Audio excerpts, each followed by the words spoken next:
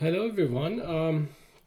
Today I would like to show you very quickly how to get started with Emacs Org Mode. This is not a tutorial for how to use it. Hopefully we can cover that in a different video. But today I just want to show you how you can install it, specifically on Windows. Why on Windows? Because I think those who are working on Linux probably already know how to do it. Oh, why YouTube? They probably know how to do it in Linux. And I'm sorry about Mac users. I cannot show you how to do it on Mac because I'm not a Mac user. I don't even have a Mac on my at my disposal. So you can probably find some ways to do it on Mac. So let's get it started. The first thing you need to do is just go to Emacs, search for it, and this is what you need. GNU.org Emacs, and if you do that, it will take you to this page where you have ways to install it. We want to install it on Windows, so click on that and it will take you to this page, which is not actually a different page, it just scrolls down. And then here I usually use main new FTP server, and if you do that you will get a couple of different versions of the most recent versions of Emacs. At the moment the latest version is 29, but you get older versions as well.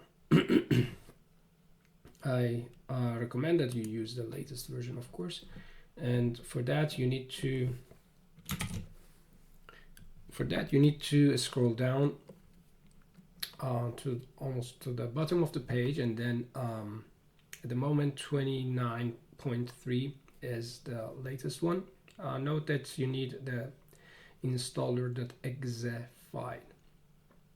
So just download that and then double click on it, and when it is downloaded, and then just proceed with the default options. Once you have done this, you will get the Emacs in your start menu. Just press the Windows button. You don't get to see it here because that's on my different display, but just open your startup menu and then just search for Emacs. It will appear on your list, and then you just need to open it. Okay, here I have the Emacs opened.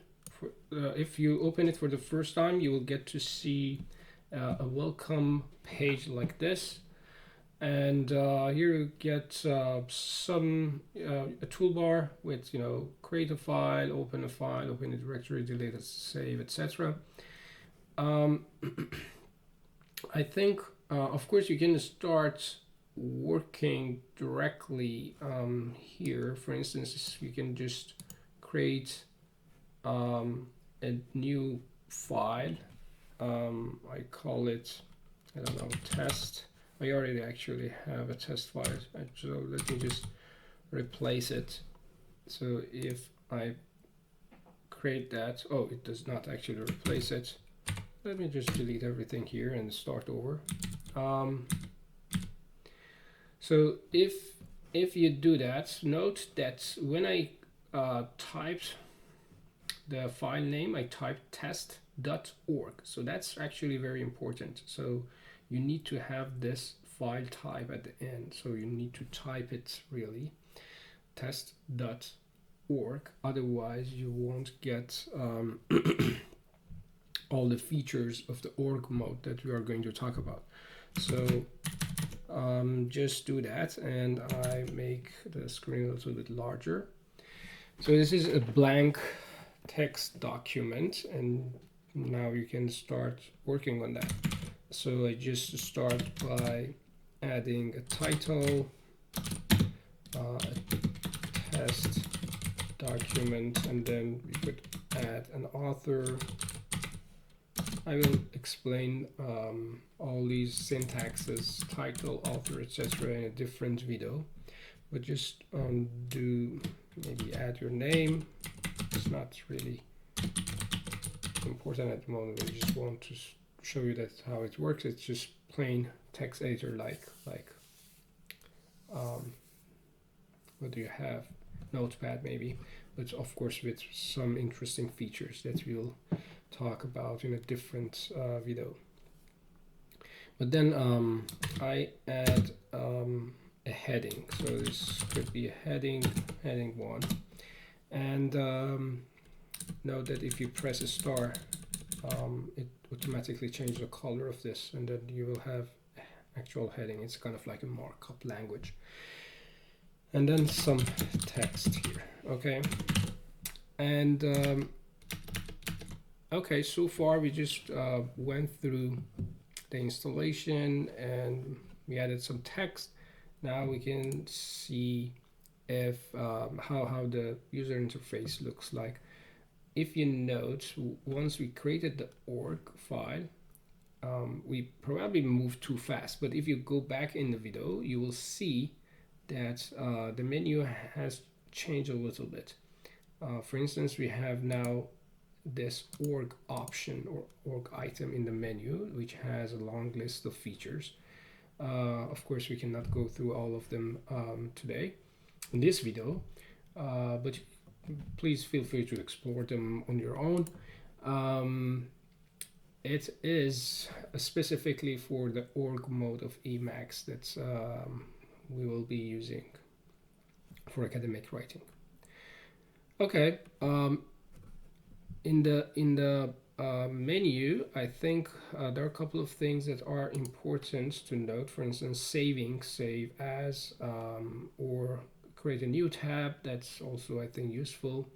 And then I will talk about options later, but in the edit, you can have all these undo, search, etc.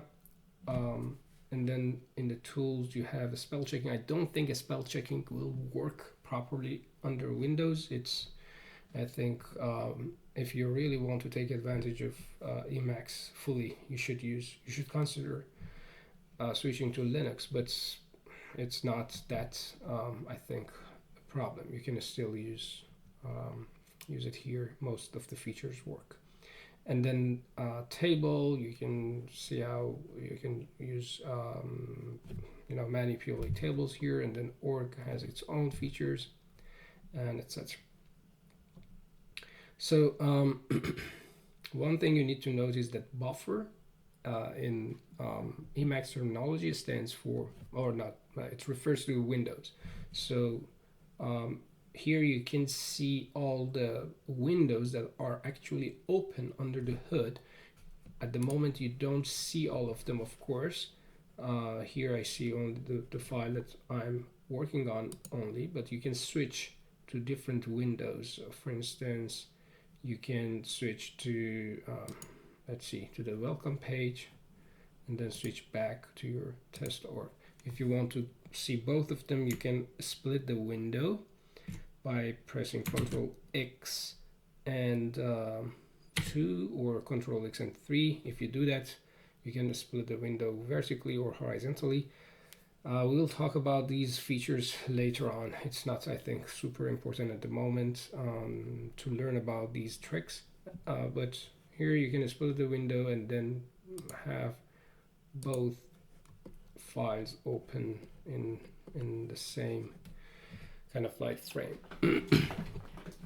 Okay, and if you want to close it, you just go here and then press Ctrl X and 1. So I think we have now seen the user interface, but I think what is the main reason for me to create this video or tutorial is to show how you can create or change your Emacs configuration, specifically for one feature that's, I think, is not readily available,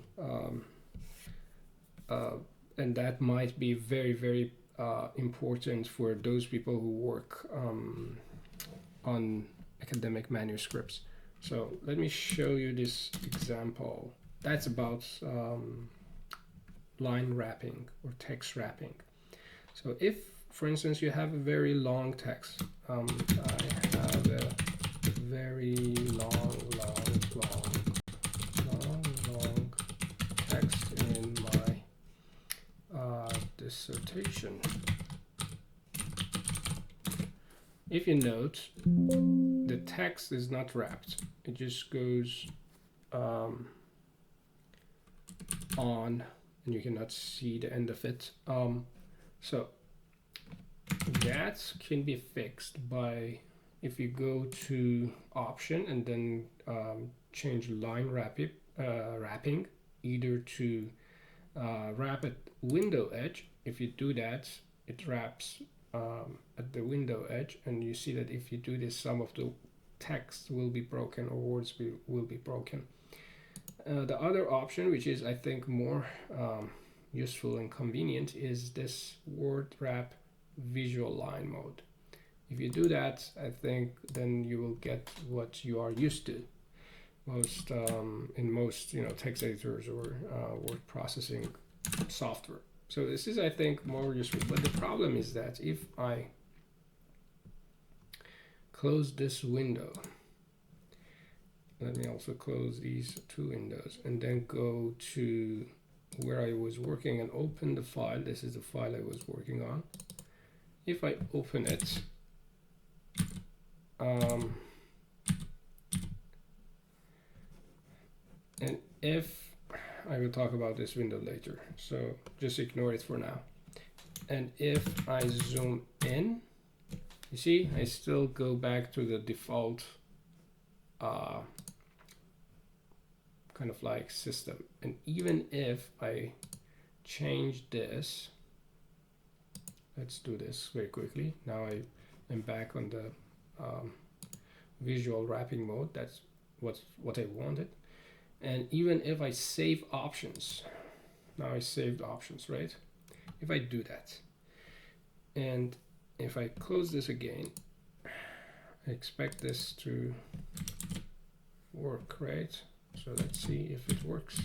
I'm not sure if it is a Windows thing, not, but it's not working here.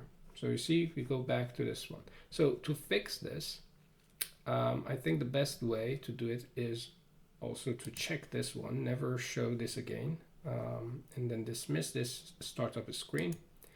If you do that, then the system knows that the system creates this one, this document for you. Note that I'm pointing towards the status bar, where you get this message that, hey, we wrote this document for you, which is this file .emacs. And note, this is important, that the directory is users, my username, app data, roaming, and that is the file .emacs. So I can just go there by going to C. I'm not sure if the address is still here. C users slang app data roaming. So I go to C and then users and then my username, personal username, not public or default. And then go to app data. Note that app data is actually, let me zoom in. So app data is not shown by default, it's hidden. So you need to make sure that you go to view and unhide the folders, and then files and folders, and then you will get to see this folder, and then go there and then go to roaming, and then here you will see this Emacs. Note that at the beginning this file does not exist, so you need to first check that box that I showed you, close that, dismiss it, and then this file will be created for you. If I open it, you can open it either with Emacs or Notepad or whatever, it doesn't matter. If I open it, and not sure what's happening, I think it's being opened here. Oh, okay. So, and here I will have this file that has already one item in it, and that is inhibit startup screen, which is what we just did, right? We just check that box and close that. That is saved, but the wrapping thing was not saved. So I have already prepared this for you. So you could just do this. You could just this one, the last one. You could just copy this line. I will show you, and paste it here. And of course you don't have it, so just type it in. So what you need to do is type this line of code at the end of your configuration, Emacs configuration. Just type open parentheses, and inside it type global dash visual dash line dash mode space, and then 1. And then once you typed it in, just save it and then close the everything. Okay, and now let me close this and go here again to my folder, and then open my file again. Note that now, first of all, I don't have that welcome screen anymore. I got rid of that. And then another thing is that if I zoom in, you see the wrapping now is working. So I think that was it is funny, but that was the main reason I decided to give you this tutorial, how to get started with Emacs, especially on Windows. But before you go, let me just double check very quickly in my notes and make sure that I don't have anything else. So here is a list of things I wanted to cover. Okay, another thing I think that is useful is to make a custom theme in Emacs. So let me show you that. For that, I think it is useful if I just open the window side by side. I just press Ctrl X and 3, and then I will have 2 windows. I'm not sure if you can do this using the menu. I've never tried that. Maybe it is possible, but that's probably deserves another tutorial. For now, I don't really know, but I just use keyboard shortcuts and it works. Okay, and then let me open the file. Not this one, but the intro. Where's the intro? Okay, and then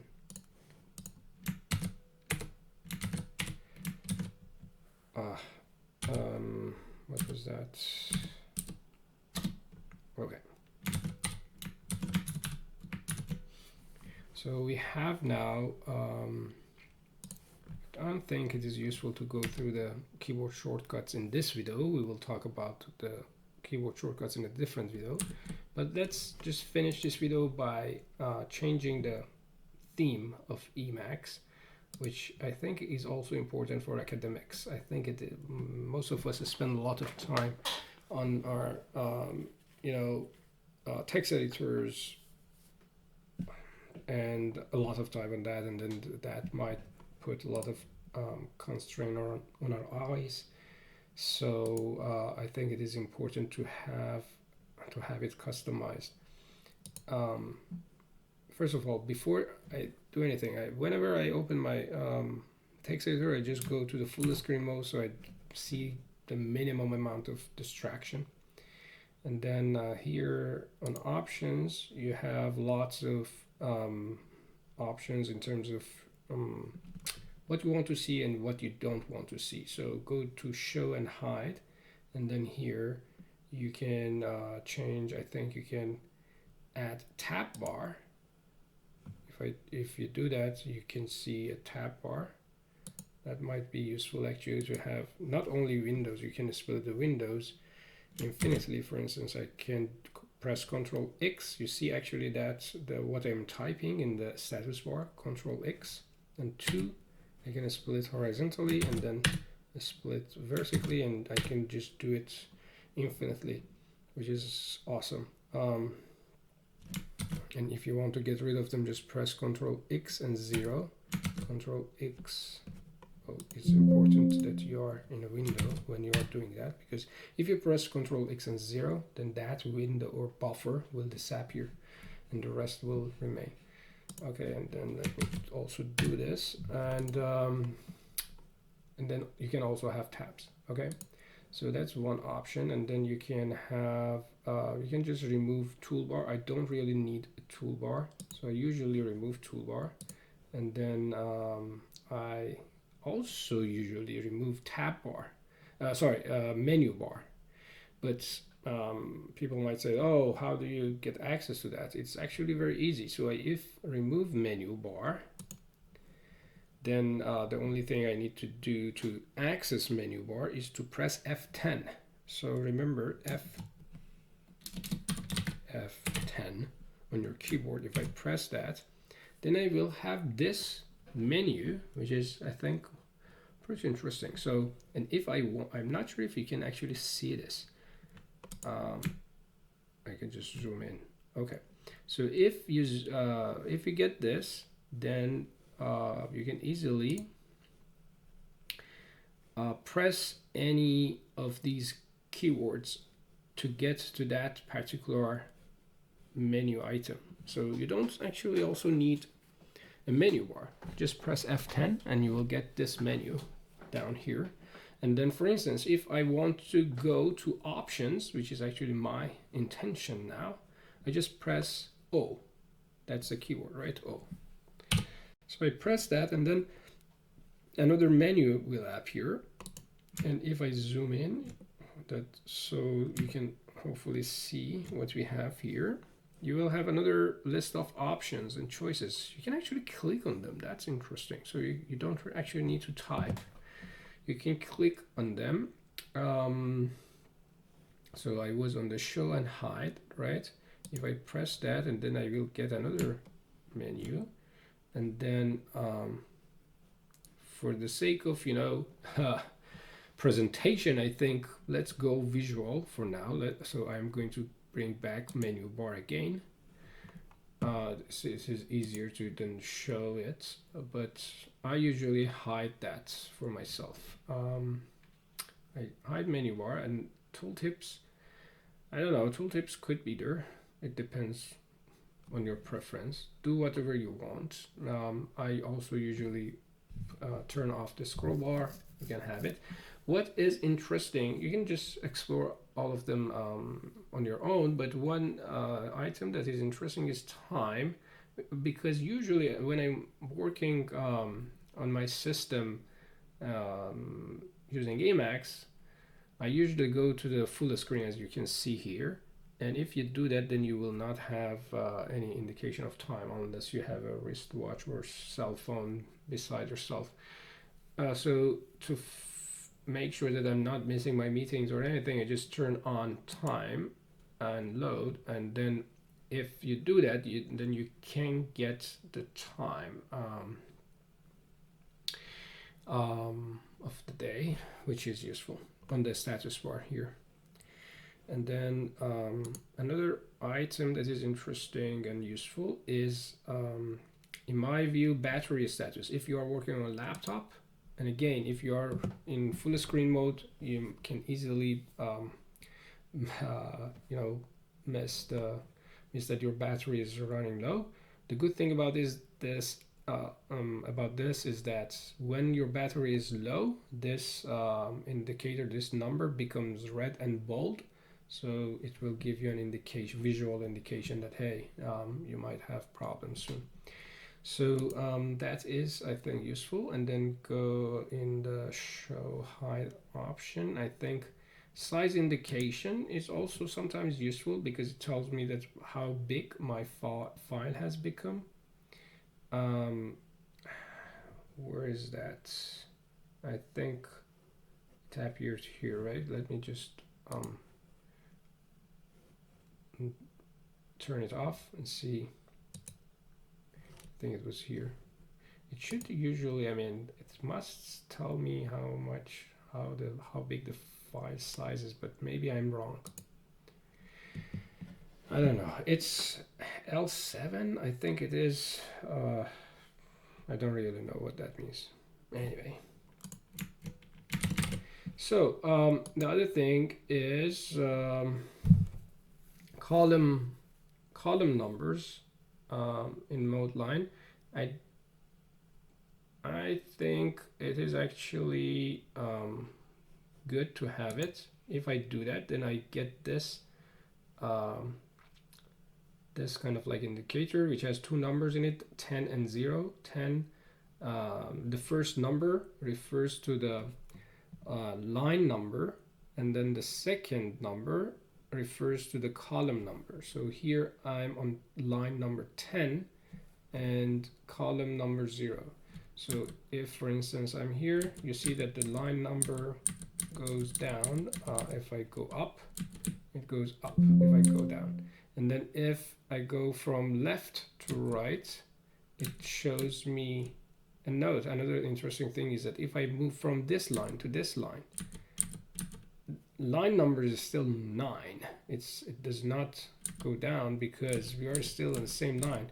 We are having a break because it's just a visual break. It's not actually a line break. So you will have a very good indication of which line you are in. And then number 50, the second line, the second item in this case is the column number. So you can see which column you are at. This one is actually specifically very useful when you are working on a computer program script, because it is a good practice that your column number does not, I mean, you are not writing too long lines. So it is a good practice to keep the number of columns to less than 80. So, and if you are reaching that threshold, it is better to just break line and go to the next line. So that is very useful when you are scripting, programming basically. Okay, and then the next thing, let's see, on the show hide is line number. You can have line number, but I personally don't like it because it just consumes my space, and I've already have my line number here, so I turn it off. But if you are interested to have that, that's your choice. So no line number. And whenever you are done, you please go and save your options, so it will remain. So fortunately, you don't really, for this case, you don't really have to go back and edit your configuration manually. If you save these options, let's see, if I show you again, if you open your Emacs configuration, now all of your changes have been saved automatically here. Okay, so you don't need to